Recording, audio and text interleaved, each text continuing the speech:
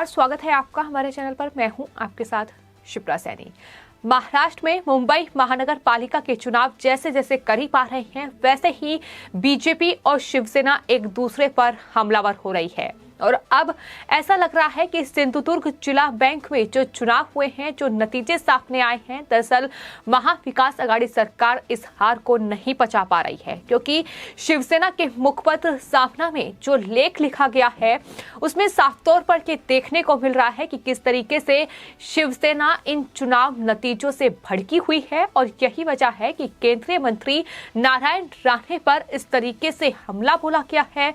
उन्होंने कहा है कि सिंधुदुर्ग में कुछ भी रंगीन नहीं है, जो होता है वहां सिर्फ खूनी होता है और ये इतिहास एक व्यक्ति के इर्द गिर्द घूमता है। तो इस तरीके का लेख लिखा गया है जिसमें ये तमाम लाइनें लिखी गई हैं सिंधुदुर्ग जिला बैंक चुनाव को लेकर, जिसमें साफ तौर पर ये समझा जा सकता है कि किस तरीके से केंद्रीय मंत्री नारायण राणे पर शिवसेना हमलावर है। और इसी के साथ साथ इस लेख में यह भी लिखा गया है कि केंद्रीय गृह मंत्रालय मामले की जांच के लिए एक एसआईटी नियुक्त करे। और बीजेपी ने भी सिंधुदुर्ग में हुए भीषण हमलों का स्वाद चखा है, लेकिन अब वही लोग बूचड़खाने में बैठकर व्याख्यान दे रहे हैं। ये लेख में लिखा गया है, पहले पन्ने पर ही सामना में ये लेख लिखा है।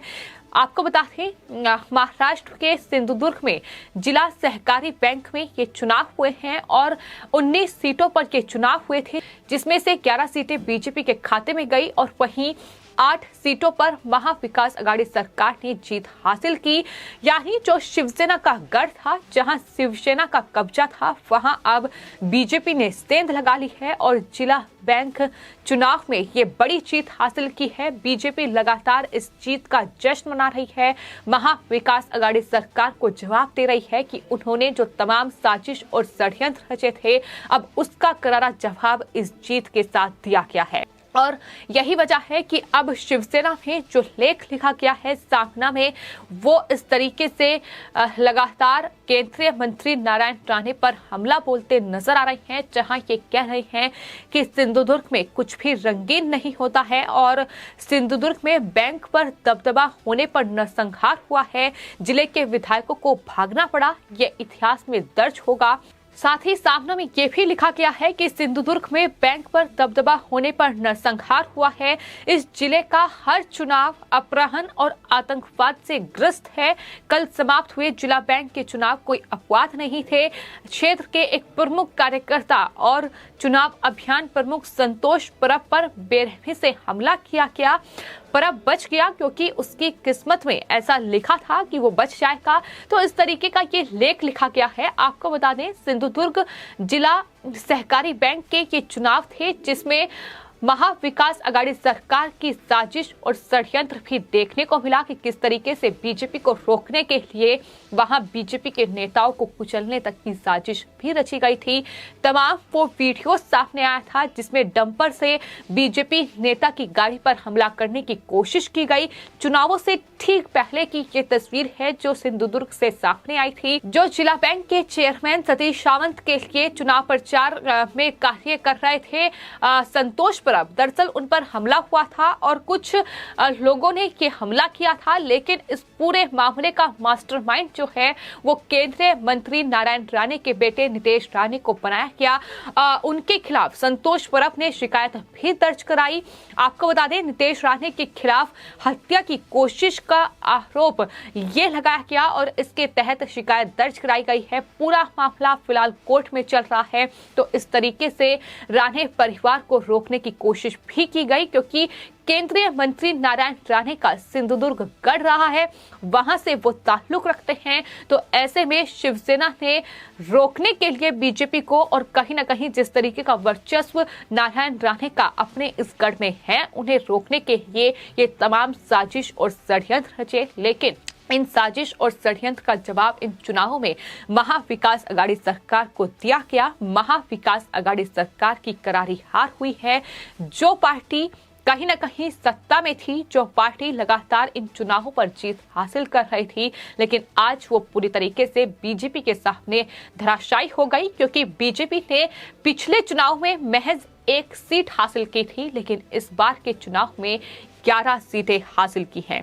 और यही वजह है कि इस तरीके से ये लेख जो साफना में लिखा गया, संजय राउत जिसके संपादक हैं और जाहिर तौर पर वो तमाम ऐसे आर्टिकल साफना के जरिए लिखते हैं, तमाम महाराष्ट्र के जो मुद्दे हैं उस पर लेख लिखकर वो बीजेपी पर हमलावर होते हैं, वो प्रधानमंत्री को घेरते हैं, केंद्र सरकार पर अलग अलग मुद्दों को लेकर हमलावर नजर आए हैं। और अब इस तरीके से केंद्रीय मंत्री नारायण राणे को घेरा गया है। आपको ये बता दें कि 2005 तक केंद्रीय मंत्री नारायण राणे शिवसेना में ही थे और वो महाराष्ट्र के पूर्व मुख्यमंत्री भी रहे हैं, लेकिन उसके बाद उन्होंने शिवसेना को छोड़ दिया और बीजेपी में वो शामिल हुए। और यही वजह है कि शिवसेना लगातार राणे परिवार पर इस तरीके से हमलावर नजर आ रही है। और अब कहीं ना कहीं जो लेख लिखा गया है उसमें शिवसेना ये दिखाने की कोशिश कर रही है कि किस तरीके से सिंधुदुर्ग, क्योंकि केंद्रीय मंत्री नारायण राणे का पूरा गढ़ है, वहां दरअसल ये डराकर धमकाकर जो है वो चुनाव जीता गया है। यही लाइनें कहीं ना कहीं इस पूरे लेख में लिखी गई है। उसमें लिखा है कि दरअसल दूसरे 31 जिलों बैंकों में भी चुनाव हुए हैं, लेकिन कहीं भी इस तरीके का चुनाव नहीं हुआ। सिंधुदुर्ग को छोड़कर किसी भी निर्वाचन क्षेत्र में कानून व्यवस्था का कोई सवाल ही नहीं था। नवंबर में हुए चुनाव में सतारा के दो राजाओं के बीच जुबानी जंग हुई और चुनावी माहौल गर्मा गया, लेकिन सिंधुदुर्ग के उलट तलवारें या बंदूकें नहीं थी। विरोधियों को डराना, धमकाना, अपहरण, जानलेवा हमले, अभद्र भाषा का प्रयोग, विरोधियों के मामले में असंसदीय भाषा सिंधुदुर्ग को छोड़कर कहीं भी इस्तेमाल नहीं की गई। यहाँ तो सवाल ये भी है कि महाराष्ट्र में महाविकास आघाड़ी की सरकार है, उद्धव ठाकरे मुख्यमंत्री हैं, 3 पार्टियां मिलकर वहां सत्ता पर काबिज हैं। मुंबई पुलिस का किस तरीके से इस्तेमाल महाविकास आघाड़ी सरकार के द्वारा किया गया है, किस तरीके से शिवसेना ने हर एक मामले में मुंबई पुलिस का इस्तेमाल किया है, भ्रष्टाचार के लिए हो या फिर बीजेपी के नेताओं पर कार्रवाई करने के लिए हो, किस तरीके से केंद्रीय मंत्री नारायण राणे को गैर कानूनी तरीके से गिरफ्तार भी किया गया था। तो इन तमाम चीजों पर गौर करने के बजाय आज जिस तरीके से शिवसेना बीजेपी पर हमलावर नजर आ रही है और ये कह रही है कि दरअसल डराकर, धमकाकर, अपहरण करके ये चुनाव जीता गया है, तो ये साफ तौर पर समझ में आ रहा है कि किस तरीके से शिवसेना इस हार से बौखलाई हुई है। क्योंकि कहीं ना कहीं इन चुनावों में जो हार हो रही है वो न सिर्फ इनके घोटाले, इनके भ्रष्टाचार का पर्दाफाश करेगी, बल्कि बीएमसी का जो चुनाव आने वाला है मुंबई महानगर पालिका का, उसमें भी शिवसेना की मुश्किलें बढ़ती दिखाई दे रही हैं। क्योंकि चुनाव के नतीजों का असर सीधे तौर पर मुंबई महानगर पालिका के चुनाव पर भी पड़ेगा और वहां पिछले 25 से 30 सालों से जिस तरीके से शिवसेना ने अपना कब्जा जमाया हुआ है, कहीं ना कहीं इस बार तस्वीरें बेहद बदलती नजर आ रही हैं। शिवसेना के लिए मुश्किलें बढ़ती दिखाई दे रही हैं, क्योंकि जो तमाम भ्रष्टाचार किए गए हैं, फिर चाहे वो बीएमसी में घोटाले किए गए हों या जिस तरीके से मराठी लोगों को नाराज किया है, अल्पसंख्यकों की वोट बैंक के लिए उन्होंने मराठी मानुष का अपमान किया है, ये तमाम मुद्दे होंगे जो शिवसेना पर भारी पड़ने वाले हैं और शिवसेना ये बखूबी तरीके से जानती है। यही वजह है कि अब सिंधुदुर्ग के चुनावों में जो हार हुई है उसे शिवसेना पचा नहीं पा रही है और केंद्रीय मंत्री नारायण राणे पर हमलावर है, इस तरीके का लेख लिखा गया है। इस पूरे मामले की जांच के लिए एसआईटी का गठन किया जाए, यानी संतोष परब पर जो हमला हुआ है उसके लिए एसआईटी जांच की मांग की जा रही है, ताकि नितेश राणे को किसी भी तरीके से फंसा पाए, किसी भी तरीके से उन पर आरोप मढ़ पाए। तो ये तमाम चीजें हैं जो फिलहाल सामने आ रही है। और सिंधुदुर्ग में जो तस्वीरें सामने आई थी, जो वीडियो सामने आई थी, उसमें साफ तौर पर देखा गया था कि किस तरीके से जो लोग हैं वो हाथों में लाठी डंडे लेकर डंपर से बीजेपी नेताओं की गाड़ी को कुचलते नजर आ रहे हैं। लेकिन बावजूद इसके इस लेख में ये लिखा जा रहा है कि सिंधुदुर्ग में हुए इन आतंकी हमलों का बीजेपी ने भरपूर फायदा उठाया है, लेकिन अब वही लोग बूचड़ खाने में बैठकर व्याख्यान दे रहे हैं। तो ये आतंकी हमला किस तरीके के शब्दों का चयन किया गया है, किस तरीके से बीजेपी पर निशाना साधने के लिए अगर कुछ घटनाएं हो भी रही हैं महाराष्ट्र में, सिंधुदुर्ग में, तो उसे आतंकी घटना करार दिया जा रहा है। तो इस तरीके के शब्दों का चयन है और ये साफ तौर पर जिस तरीके का लेख लिखा गया है ये सिर्फ और सिर्फ महाविकास आघाड़ी सरकार की बौखलाहट ही दिखा रहा है।